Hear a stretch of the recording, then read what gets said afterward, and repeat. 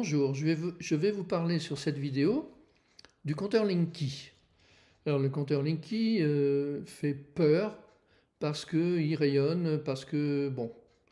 Mais comme j'ai déjà dit sur d'autres vidéos, si on ne peut pas se protéger de tout ce qui nous affecte au niveau électromagnétique, eh bien on ne peut pas se protéger du compteur Linky.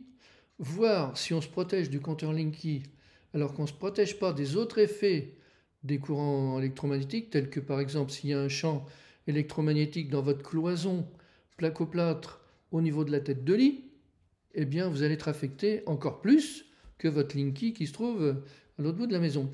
De même qu'au niveau des hôtels, il y a énormément de nouveaux appareils avec des LED.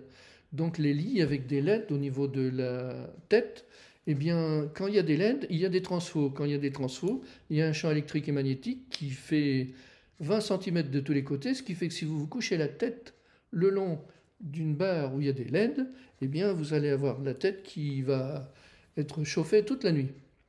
Vous pouvez pour ça faire une application, enfin prendre une application sur votre smartphone de mesure des champs électriques et magnétiques. Ça ne coûte pas cher, c'est gratuit même. Et puis si vous allez dans un hôtel, vous regardez s'il n'y a pas un champ magnétique. De même que si vous êtes chez vous, votre Linky, vous allez percevoir aussi s'il y a un champ magnétique ou pas. Enfin, pour le compteur Linky, il y en a effectivement. Mais je veux dire, c'est pas plus dangereux que les autres appareils électriques. Alors maintenant, comment se protège-t-on d'un compteur Linky? D'abord, il faut se protéger de l'électrosensibilité. En curothérapie, on s'est aperçu que l'électrosensibilité dépendait de nos corps énergétiques et en l'occurrence d'une structure reptilienne que l'on a encore depuis des milliers d'années.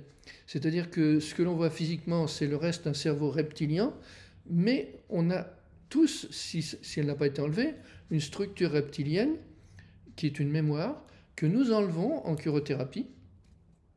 Mais vous pouvez aussi apprendre à le faire vous-même en apprenant le clair ressenti et avec les livres là, pour voir mieux les explications comment faire.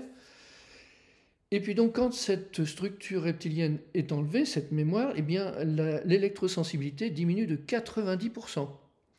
Parce que si c'est pas le Linky, c'est la Wi-Fi, c'est les fréquences HF des télécommandes, c'est les fréquences électromagnétiques qu'il y a partout, dans la cuisine, les plaques de cuisson, la haute aspirante, enfin bref, il y en a partout. Donc il faut plutôt être plus, moins réceptif et moins sensible aux ondes électromagnétiques plutôt que de vouloir tout protéger. Bien, maintenant, prenons le Linky. Ok, vous voulez le protéger, eh bien, il y a deux manières. Une manière énergétique que l'on fait nous, mais ce n'est pas forcément utile que je vous l'explique là, puisque vous voulez du concret. Et le concret, en l'occurrence, eh bien, vous faites une poche, un recouvrement métallique. Donc vous prenez de l'isolant multicouche aluminium, là, que vous mettez autour et que vous reliez à la Terre. Et là, vous n'aurez plus de rayonnement électromagnétique. Tout va être dirigé vers la Terre. Après, ce qui peut arriver dans la maison par rapport au fil, c'est des petits rayonnements, c'est vrai, mais il va y avoir aussi les rayonnements de tous les fils électriques que vous avez dans la maison, surtout au niveau de la chambre. Donc, il n'y a pas d'inquiétude à se faire au-delà de ce qui est nécessaire.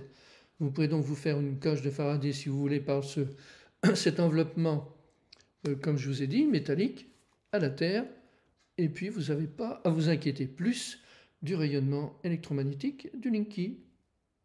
Voilà, merci.